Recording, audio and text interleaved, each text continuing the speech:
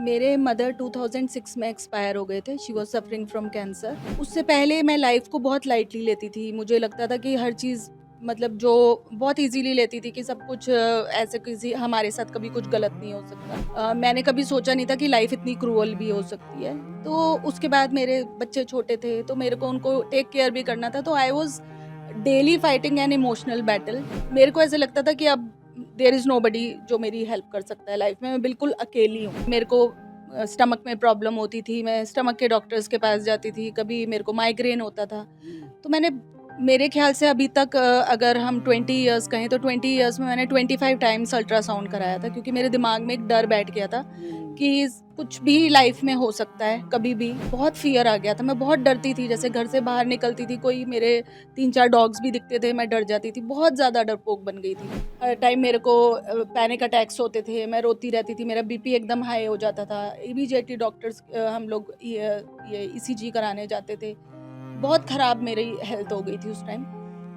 क्योंकि बाहर भी एटमॉस्फेयर इतना फ़ियर का था, तो फ़ियर के ऊपर एक और फ़ियर आ गया कि अब तो सब कुछ ख़त्म ही है। मेरे बच्चे हैं, मेरी फैमिली है, मेरे फादर हैं, ब्रदर्स हैं, वो सब लोग बहुत इमोशनली मेरे से अटैच्ड हैं।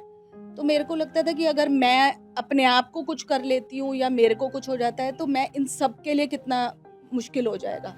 मेरी मम्मा तब काउंसलिंग के ऐसे सेशंस नहीं होते थे, बट मम्मी बहुत सोशल वर्क करते थे मेरे। और जिस ईयर में वो पास हुए तब वो रोटरी के प्रेसिडेंट भी थे।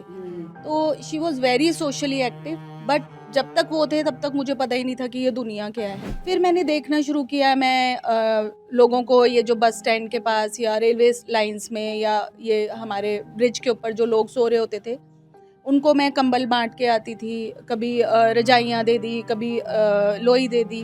तो मेरे को घर आके एक बड़ी अच्छी-सी सैटिस्फैक्शन लगती थी उससे, कि मेरे को बड़ी एक अच्छी-सी फीलिंग आती थी, बट मैं उसको पकड़ नहीं रही थी कि मेरी शायद सोल ये डिमांड कर रही है कि मुझे किसी की हेल्प करके सुकून मिलता है।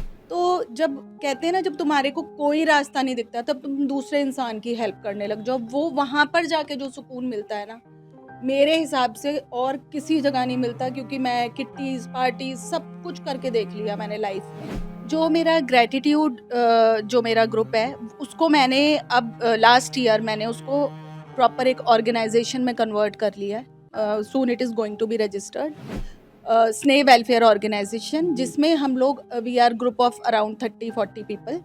हम लोग मिलके लोगों की हेल्प कर रहे हैं। जैसे मैंने 2 एग्ज़िबिशन्स लगाई हैं, उसका नाम था इत्ती सी खुशी। उसमें हम लोग अपने घरों से अच्छा सामान जो हम लोग यूज़ नहीं कर रहे हैं, उसको मैं कलेक्ट करती हूँ एक जगह पर। उधर वहाँ पर हम लोग एग्ज़िबिशन लगाते हैं, जहाँ अराउंड 400-500 फैमिलीज़ से लोग लेके जाते हैं। सारा गुड कंडीशन में होता है, हम हार्डली 10-20 रुपीज़ में वो सेल कर देते हैं। मैं 2 बार एग्ज़िबिशन ये लगा चुकी हूँ, और आज अभी भी मेरे को अगर कहीं से कोई हेल्प आती है, तो सामान हम लोग कलेक्ट करते हैं या मैं अपनी तरफ से करती हूँ। जो मेरा ग्रुप है स्नेह ऑर्गेनाइज़ेशन, स्नेह मेरी मॉम का नाम था। मैंने उन्हीं के नाम से ये ऑर्गेनाइज़ेशन शुरू किया है, तो इसको मैंने बहुत लार्ज स्केल पे लेके जाना है। अब मेरा जो मोटिव है लाइफ़ का, कि लोगों को mentally strong, specially women, plus जो लोगों की लोग एक ह्यूमैनिटी और एक एम्पैथी जो लोगों में ख़त्म हो रही है, कि एक दूसरे की तरफ हम अपना शेयर कर सकते हैं, ज़रूरी नहीं कि आप पैसे दो। मेरी लाइफ़ का मोटिव यही है कि मैंने ह्यूमैनिटी और एम्पैथी को कैसे लोगों के बीच में ज़्यादा से ज़्यादा स्प्रेड करना है। I want to make my life worthwhile. एक regard for another human being, कि ये भी एक इंसान है। एक इंसानियत का जो अंदर से जज़्बा जो है, वो मैं जगाना चाहती हूँ, कि लोगों के अंदर सिर्फ़ एक शो ऑफ रह गया है कि हमारे पास सब कुछ है, हमने क्यों सोचना है छोटे लोगों के लिए। बहुत पैसा है लोगों के पास, जो बट वो लोग शेयर करने के लिए रेडी नहीं है। मेरा जो इनिशिएटिव है, जो मेरा आगे भी लाइफ के लिए, क्योंकि बिलीव मी, अगर आप किसी की हेल्प कर रहे हो तो उससे आपको ही बेनिफिट होता है। कि एक लेडी के अंदर बहुत कुछ करने का जज्बा होता है, सिर्फ हम खाना बनाने के लिए या घर की टेक केयर करने के लिए नहीं होते। जो लेडीज के अंदर कुछ करने का जज्बा है, वो जरूर करें।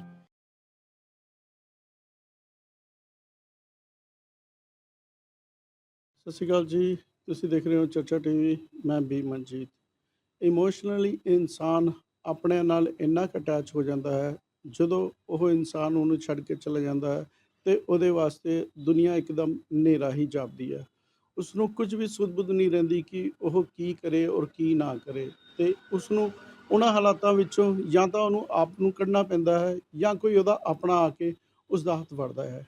ਅੱਜ ਤੁਹਾਨੂੰ ਇੱਕ ਇਹੋ ਜਿਹੀ ਸ਼ਖਸੀਅਤ ਨਾਲ ਮਿਲਵਾਉਣ ਜਾ ਰਹੇ ਹਾਂ ਜੋ ਕਿ ਇਮੋਸ਼ਨਲੀ ਆਪਣੇ ਕਿਸੇ ਬਹੁਤ ਹੀ ਦਿਲ ਦੇ ਕਰੀਬ ਮਤਲਬ ਕਿ ਆਪਣੇ ਮਦਰ ਦੇ ਜਾਣ ਤੋਂ ਬਾਅਦ ਇੱਕਦਮ ਹੀ ਇਕੱਲਾਪਨ ਮਹਿਸੂਸ ਕਰਨ ਲੱਗ ਪਏ ਸੀਗੇ ਅਤੇ ਉਸ ਤੋਂ ਬਾਅਦ ਉਹਨਾਂ ਦੀ ਜ਼ਿੰਦਗੀ ਕਿਸ ਤਰ੍ਹਾਂ ਦੀ ਹੋ ਗਈ ਸੀ ਅਤੇ ਉਹਨਾਂ ਨੇ ਆਪਣੀ ਜ਼ਿੰਦਗੀ ਦੇ ਵਿੱਚ ਆਪਣੇ ਆਪ 'ਚ ਕਿਸ ਤਰ੍ਹਾਂ ਬਦਲਾਅ ਲਿਆਂਦਾ।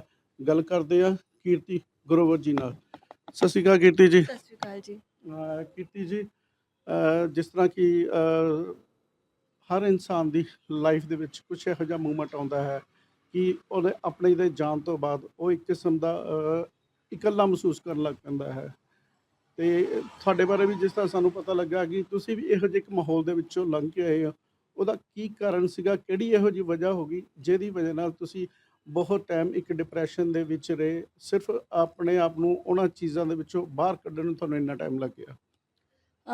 मेरे मदर 2006 में एक्सपायर हो गए थे। She was suffering from cancer. तो उससे पहले मैं लाइफ को बहुत लाइटली लेती थी। मुझे लगता था कि हर चीज़ मतलब जो बहुत इजीली लेती थी कि सब कुछ ऐसे किसी हमारे साथ कभी कुछ गलत नहीं हो सकता। एकदम जैसे उनको डायग्नोस हुआ and then she passed away, तो that was a major shock for me. मैंने कभी सोचा नहीं था कि लाइफ इतनी क्रूअल भी हो सकती है। तो उसके बाद मेरे बच्चे छोटे थे तो मेरे को उनको टेक केयर भी करना था। तो I was daily fighting an emotional battle, क्योंकि एक तरफ छोटे बच्चे, एक तरफ मेरे मदर एक्सपायर हो गए थे। तो मुझे ऐसे लगता था कि जैसे एक बंदा बिल्कुल हेल्पलेस है, क्योंकि मदर्स ही होती हैं जो गाइड करती हैं मैरिज के बाद। और मेरी अटैचमेंट मेरी मम्मा से आफ्टर मैरिज बहुत ज़्यादा हो गई थी। तो मेरे को ऐसे लगता था कि अब देयर इज़ नोबडी जो मेरी हेल्प कर सकता है लाइफ में, मैं बिल्कुल अकेली हूँ। ਫਿਰ ਤੁਸੀਂ ਕਿਹੜੇ ਇਹੋ ਜਿਹੇ ਤਰੀਕੇ ਦੇ ਨਾਲ ਤੁਸੀਂ ਆਪਣੇ ਆਪ ਨੂੰ ਉਸ ਮਾਹੌਲ ਦੇ ਵਿੱਚੋਂ ਕੱਢਿਆ ਜਿਹਦੀ ਵਜ੍ਹਾ ਦੇ ਨਾਲ ਤੁਸੀਂ ਅੱਜ ਆਪਣੇ ਆਪ ਨੂੰ ਇੱਕ ਲੋਕਾਂ ਦੇ ਲਈ ਇੱਕ ਕਿਸਮ ਦਾ ਇੱਕ ਪ੍ਰੇਰਨਾ ਦਾ ਕਾਰਨ बने हुए हो? देखिए, काफ़ी साल मैं डिप्रेशन में रही हूँ। मुझे काफ़ी टाइम तो पता ही नहीं चला कि मुझे डिप्रेशन है। मेरे को स्टमक में प्रॉब्लम होती थी, मैं स्टमक के डॉक्टर्स के पास जाती थी, कभी मेरे को माइग्रेन होता था।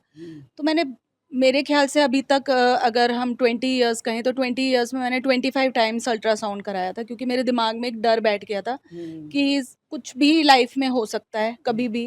तो बड़ी अनसर्टेनिटी सी और बहुत फ़ियर आ गया था। मैं बहुत डरती थी, जैसे घर से बाहर निकलती थी, कोई मेरे 3-4 डॉग्स भी दिखते थे, मैं डर जाती थी। बहुत ज़्यादा डरपोक बन गई थी। डॉक्टर्स के पास मतलब कभी किसी डॉक्टर, कभी किसी डॉक्टर, हर टाइम मैं यही देखती थी कि मेरे को कहीं से रिलीफ़ मिले। फिर उसके बाद मैंने स्टार्ट की फ्रेंड्स के पास मैंने काफ़ी अपनी किटी पार्टीज़ की, क्लब्स जॉइन किए, बहुत कल्चरल एक्टिविटीज़ में पार्ट लिया। बट मुझे फिर in the back of the night मुझे वही लोनलीनेस, वही मेरे लिए डिप्रेशन, एंजाइटी, मैं वापस उसी जोन में आ जाती थी कि हर थोड़े दिन के बाद मैं वापस उसी जोन में आ जाती थी कि मेरे पास कोई नहीं है, आई एम हेल्पलेस, मेरे बच्चों को कौन देखेगा। फिर वही फियर वाले जोन में वापस आ जाती थी। किसी भी चीज़ में बेसिकली मेरी हेल्प नहीं की लाइफ में। मैंने कोशिश बहुत की कि क्योंकि मुझे पता भी नहीं था कि मेरे साथ basically this is a mental issue, कि मेरे को एंजाइटी की प्रॉब्लम है या मम्मा के बाद डिप्रेशन है, क्योंकि डिप्रेशन को तब लोग इतना ओपनली डिस्कस नहीं करते थे। फिर काफ़ी साल मैंने स्ट्रगल किया। मुझे बीच में एक आध डॉक्टर्स ने कभी बोला भी कि मैम आपको गट की प्रॉब्लम, स्टमक की प्रॉब्लम नहीं है, आपको मेनली आप अपनी मेंटल हेल्थ को चेक करो, क्योंकि maybe you are struggling from some kind of depression back in the mind. तो फिर मैंने आफ्टर लॉकडाउन, जब मेरा बहुत ज़्यादा ख़राब फेज़ आ गया था, मैं टोटली बेड रेस्ट पे थी, बेड रिडन थी। हर टाइम मेरे को पैनिक अटैक्स होते थे, मैं रोती रहती थी, मेरा बीपी एकदम हाई हो जाता था। इमीडिएटली डॉक्टर्स, हम लोग ये ईसीजी कराने जाते थे। बहुत ख़राब मेरी हेल्थ हो गई थी उस टाइम, क्योंकि बाहर भी एटमॉस्फेयर इतना फ़ियर का था, तो फ़ियर के ऊपर एक और फ़ियर आ गया कि अब तो सब कुछ ख़त्म ही है। उस टाइम मेरे को लगा कि नहीं, बस अब this is the end of everything, अब तो कुछ करना ही पड़ेगा। उसके बाद मैंने थोड़ा टेक ओवर किया, स्ट्रेंथ आई मेरे अंदर कि नहीं, I can't let this life pass ऐसे, कि मेरे बच्चे हैं, मेरी फैमिली है, मैं, मेरे फादर हैं, ब्रदर्स हैं, वो सब लोग बहुत इमोशनली मेरे से अटैच्ड हैं। तो मेरे को लगता था कि अगर मैं अपने आप को कुछ कर लेती हूँ या मेरे को कुछ हो जाता है तो मैं इन सब के लिए कितना मुश्किल हो जाएगा। ਜਦੋਂ ਤੁਹਾਡੇ ਮੰਮਾ ਸੀਗੇ, ਤੁਹਾਡੇ ਮਦਰ ਸੀਗੇ, ਤੁਸੀਂ ਆਪਣੇ ਮਦਰ ਦੇ ਨਾਲ ਵੀ ਕੁਛ ਇਹੋ ਜਿਹੀ ਐਕਟੀਵਿਟੀ ਕਰਦੇ ਸੀਗੇ, ਜਿਨ੍ਹਾਂ ਦੀ ਐਕਟੀਵਿਟੀ ਨੂੰ ਤੁਸੀਂ ਮੱਦੇਨਜ਼ਰ ਰੱਖਦੇ ਹੋਏ ਤੇ ਤੁਸੀਂ ਆਪਣੇ ਆਪ ਨੂੰ ਉਹਨਾਂ ਦੇ ਮਾਹੌਲ ਵਿੱਚ ਬਿਜ਼ੀ ਰੱਖਿਆ?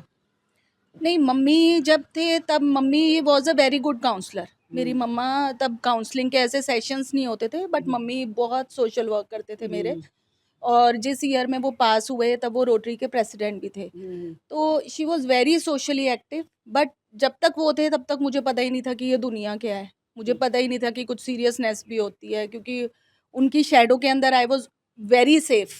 मुझे मुझे पता नहीं थी दुनिया की सच्चाई। उनके जाते ही मुझे ये लगा कि बस अब लाइफ ख़त्म। हाँ जी। जब 2006 में जब मेरे मदर एक्सपायर हुए, उसके बाद मेरे अंदर एक चेंज आना शुरू हुआ टुवर्ड्स ह्यूमैनिटी, टुवर्ड्स मेरे अंदर जो एक ग्रैटिट्यूड वाली फीलिंग्स, या कि एक दूसरी दुनिया भी है अपार्ट फ्रॉम जो हमारे घर में लाइफ है।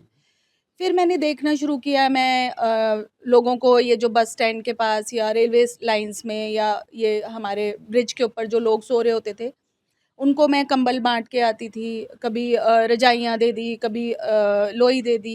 तो मेरे को घर आके एक बड़ी अच्छी-सी सैटिस्फैक्शन लगती थी उससे, कि मेरे को बड़ी एक अच्छी-सी फीलिंग आती थी, बट मैं उसको पकड़ नहीं रही थी कि मेरी शायद सोल ये डिमांड कर रही है कि मुझे किसी की हेल्प करके सुकून मिलता है।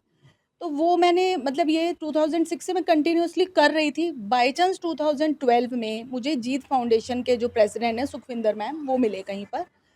तो मैंने उनको फिर कॉन्टैक्ट किया बाद में कि मैं ऐसे आपके स्कूल को रेगुलरली हेल्प करना, डोनेशन या सर्विसेज प्रोवाइड करना चाहती हूँ। तो उन्होंने मेरे को वेलकम किया अपने स्कूल में। वहाँ जाके जब मैं बच्चों से मिल के आती थी या उनको मैं बच्चों को स्टेशनरी दे के आती थी, बहुत रेगुलर तब मैं नहीं जाती थी क्योंकि मेरे खुद के बच्चे छोटे थे।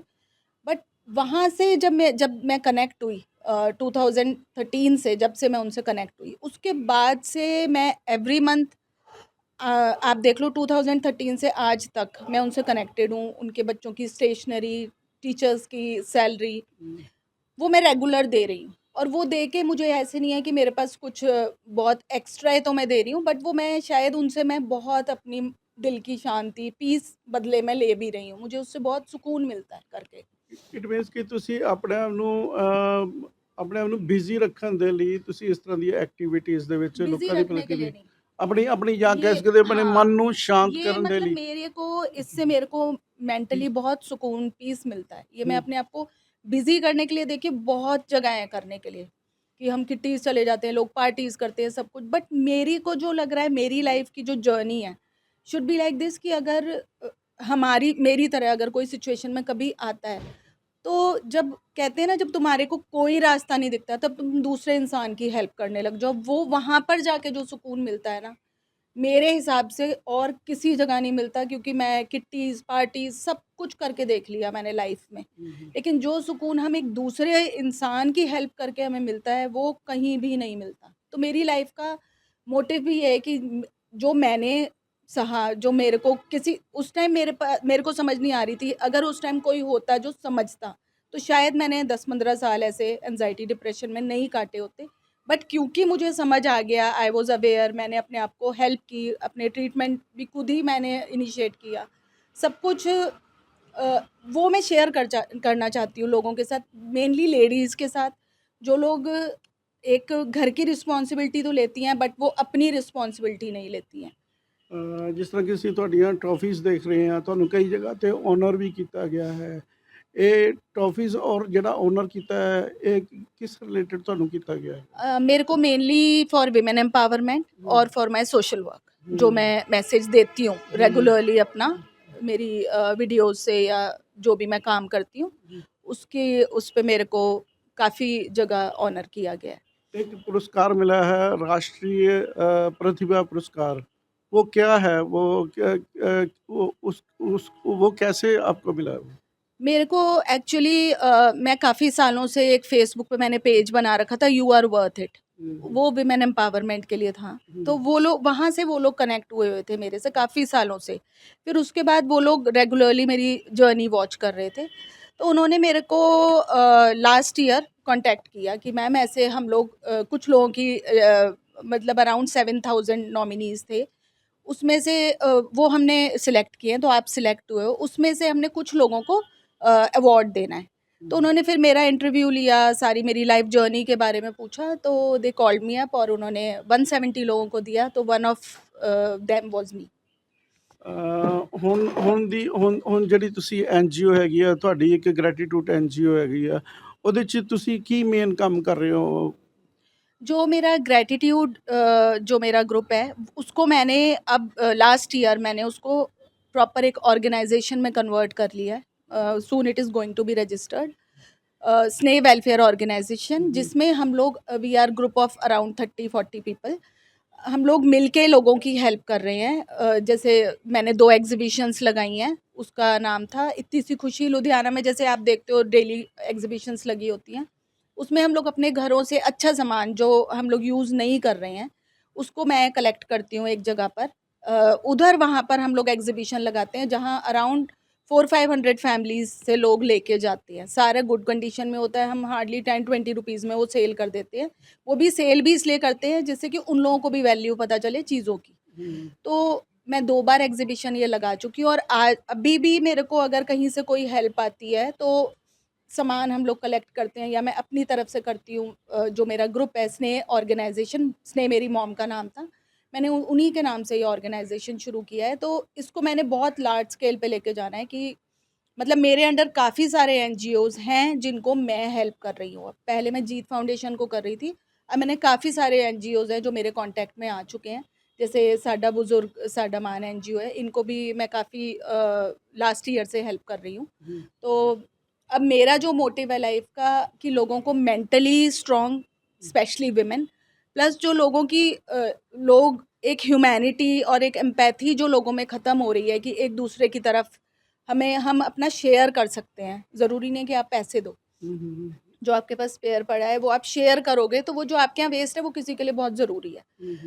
तो मेरी लाइफ का मोटिव यही है कि मैंने ह्यूमैनिटी और एम्पैथी को कैसे लोगों के बीच में ज़्यादा से ज़्यादा स्प्रेड करना है। I want to make my life worthwhile, कि लोग बाद में भी याद करें कि ऐसा कोई बंदा था जो हमें ये सब सिखा के गया।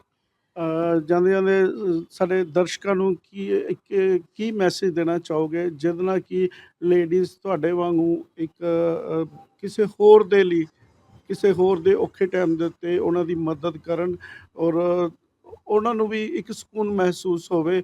ਜ਼ਰੂਰੀ ਨਹੀਂ ਕਿ ਵੀ ਕਿਸੇ ਦੀ ਆਪਾਂ ਮਦਦ ਆਪਾਂ ਪੈਸੇ ਨਾਲ ਕਰ ਸਕਦੇ ਹੈਗੇ ਆ। ਉਹਨਾਂ ਦੀ ਜ਼ਰੂਰਤ ਦੇ ਅਕੋਰਡਿੰਗ ਕੀ ਮੈਸੇਜ देना ਚਾਹੋਗੇ ਸਾਡੇ ਦਰਸ਼ਕਾਂ ਨੂੰ? मैं जो मेरा पर्सनल एक्सपीरियंस है लाइफ का, उससे मैं यही मेरे एक्सपीरियंस से मैं यही शेयर करना चाहती हूँ कि जो लेडीज़ होम मेकर्स हैं या जो यंग लड़की हैं जो मैरिज के लिए रेडी हैं या एजुकेशन में हैं या किसी भी फील्ड में हैं, सबसे पहले तो आप अपनी मेंटल हेल्थ का ध्यान रखिए। क्योंकि अगर फिज़िकल कोई प्रॉब्लम है तो मेंटल हेल्थ आपकी स्ट्रॉन्ग है, वो टेक केयर हो जाएगी। लेकिन अगर आप मेंटली वीक हैं, तो फिर उसके बाद आप कुछ नहीं कर सकते। सबसे पहले जो आप प्रायोरिटी पे होना चाहिए वो आपकी मेंटल हेल्थ होनी चाहिए। क्योंकि शायद अगर मैं मेंटली स्ट्रॉन्ग होती तो मैं 15 साल पहले ये काम कर रही होती जो मैं आज कर रही हूँ। क्योंकि एक अवेयर माइंड होता है, उसके पास आइडियाज़ होते हैं करने के लिए। दूसरी बात जो मैं प्रमोट करना चाहती हूँ इज़ ह्यूमैनिटी। ह्यूमैनिटी मतलब अगर हम एक रोड पे भी कहीं जा रहे होते हैं तो लोग कोई रोड क्रॉस कर रहा है तो हम लोग पूरी कोशिश करते हैं कि उसको नहीं क्रॉस करने देना। ये छोटे-छोटे एक्शंस हैं जो हमारे को, अगर एक कोई क्रॉस कर रहा है, हम कार रोक लेंगे, उससे कोई फ़र्क नहीं पड़ता। एक एम्पैथी कि ये किसी का बेटा है, ये किसी का फ़ादर हो सकता है, ये किसी की मदर हो सकती है। एक regard for another human being, कि ये भी एक इंसान है।